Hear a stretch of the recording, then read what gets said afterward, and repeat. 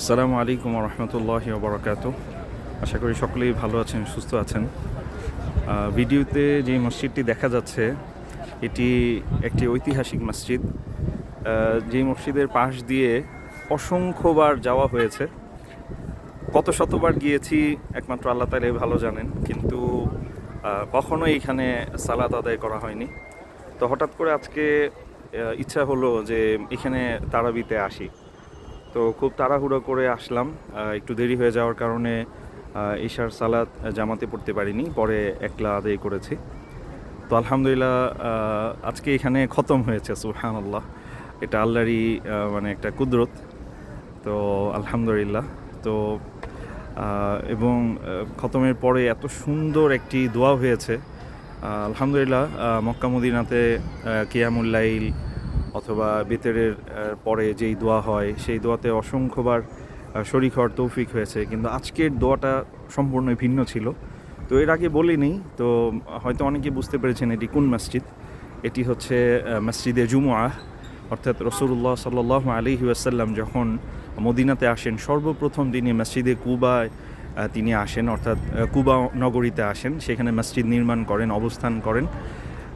তারপরে তিনি যখন মসজিদে কুবা থেকে তিনি মসজিদে নববীর দিকে যাচ্ছিলেন, আমি আপনাদেরকে সেই পথটাও দেখাই। এই যে আমাদের সামনে যেই পথটা রয়েছে এটি হচ্ছে মানে মসজিদে নববী থেকে মসজিদে কুবার দিকে গিয়েছে এই রাস্তাটি। অর্থাৎ এই রাস্তা ধরে রাসূলুল্লাহ সাল্লাল্লাহু আলাইহি ওয়াসাল্লাম তিনি প্রত্যেক শনিবারে তিনি মসজিদে কুবায় যেতেন। ওই যে আমরা দেখতে পাচ্ছি ওটি হচ্ছে মসজিদে কুবা। এখনও ছোট ছোট গাড়ি দিয়ে মসজিদে নববী থেকে মসজিদে কুবার দিকে যাওয়া হয়। এই দিকে হচ্ছে মসজিদে নববী, এবং এই যে আমরা দেখতে পাচ্ছি সোজা এটা হচ্ছে মসজিদে কুবা, ইসলামের প্রথম মসজিদ যেখানে নামাজ পড়লে একটি ওমরার সোয়াব।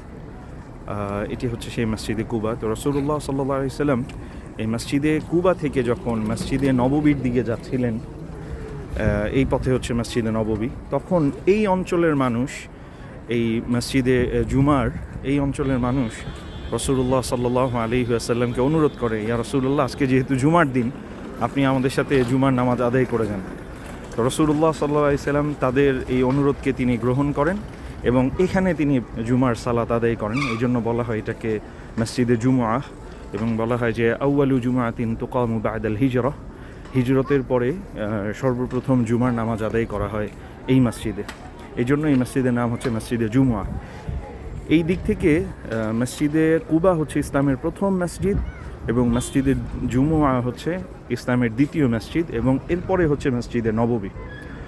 তো আলহামদুলিল্লাহ, আপনারা দেখতে পাচ্ছেন নামাজের পরে অসংখ্য মুসল্লিরা মসজিদ থেকে বের হচ্ছে, মানে অন্যরকম একটা পরিবেশ।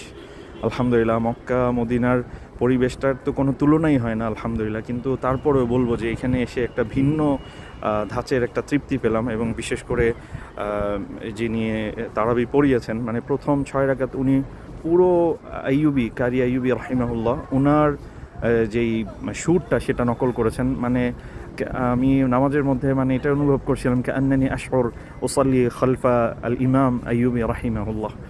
মাশাআল্লাহ, মানে মনে হচ্ছিল যে কারি আইয়ুবী রাহিমাহুল্লাহ ওনার পিছনে সালাত আদায় করছি। আলহামদুলিল্লাহ, আল্লাহুম্মা লাকাল হামদু ওয়া লাকাশ শুকর।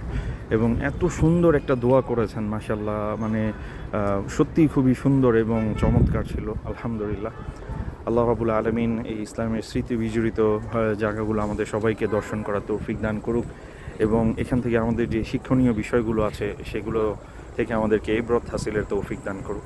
আসসালামু আলাইকুম ওয়া রাহমাতুল্লাহি ওয়া বারাকাতুহু।